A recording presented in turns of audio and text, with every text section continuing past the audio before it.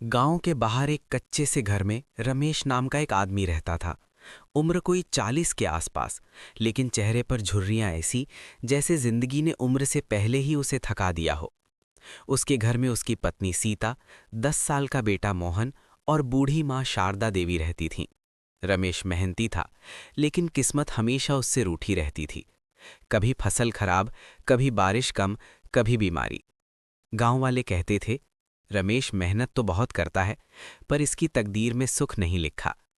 रमेश हर सुबह सूरज निकलने से पहले उठता, माँ के पैर छूता, सीता को हल्की मुस्कान देता और खेत की ओर निकल जाता।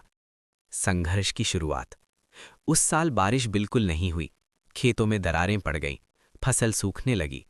एक दिन साहूकार घर आया, आंखों में घमंड, आवाज में जहर।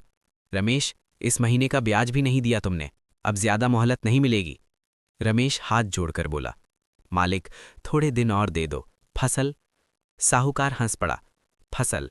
सूखी मिट्टी को फसल कहते हो? उस दिन रमेश पहली बार भीतर से टूट गया। घर की हालत। रात को घर में चूल्हा नहीं जला। मोहन ने धीरे से पूछा, बाबा, आज खाना नहीं बनेगा? सीता ने उसे सीने से लगा लिया, कल बनेगा बेटा। लेकिन रमेश जानता था, कल भी वैसा ही होगा। माँ शारदा देवी ने कांपती आवाज में कहा, बेटा, भगवान कभी बहुत देर नहीं करता, भरोसा रख। रमेश ने सिर झुका लिया, लेकिन मन में तूफान मचा था। अंधेरी रात। एक रात रमेश खेत की ओर चला गया। आसमान में तारे थे, लेकिन उसके जीवन में अंधेरा ही अंधेरा। वो जमीन पर बैठ गया, मिट्टी को मुट्ठी में भरकर बोला, हे भगवान, अगर अब भी कुछ बचा है तो इशारा दे दो। आंसू मिट्टी में मिल गए। उम्मीद की किरण। अगले दिन सुबह गांव में खबर फैल गई, सरकार की तरफ से सिंचाई योजना आई है। जिन किसानों की फसल सूखी है उन्हें मदद मिलेगी। रमेश को भरोसा नहीं हुआ, लेकिन फिर भी वो पंचायत पहुंचा। कागज कम थे, दौड़ भाग ज्यादा थी, अफसर रूखे थे। 3 दिन, 5 दिन, 7 दिन रमेश रोज लाइन में खड़ा रहता।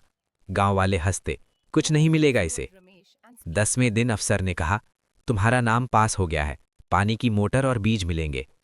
रमेश के पैरों तले जमीन खिसक गई, आंखों से आंसू बह निकले। घर आकर उसने माँ के पैर छुए। सीता की आंखें भीग गईं, मोहन खुशी से उछल पड़ा। नई शुरुआत। महीनों की मेहनत के बाद खेत फिर से हरे भरे हो गए। बालियां हवा में लहराने लगी। गांव वही था, लोग वही थे, लेकिन रमेश बदल चुका था। जिस साहूकार ने उसे अपमानित किया था, आज वही सम्मान से बात करता। अंत। एक शाम रमेश खेत में खड़ा होकर सूरज को डूबते देख रहा था। मोहन ने पूछा, बाबा, अगर फिर बुरा समय आया तो? रमेश मुस्कुराया, तो फिर मेहनत करेंगे बेटा। वक्त इंसान को तोड़ता नहीं, वो तो सिर्फ परखता है। सीख। जो इंसान मुश्किलों में भी हार नहीं मानता, वक्त एक दिन उसके सामने खुद झुक जाता है।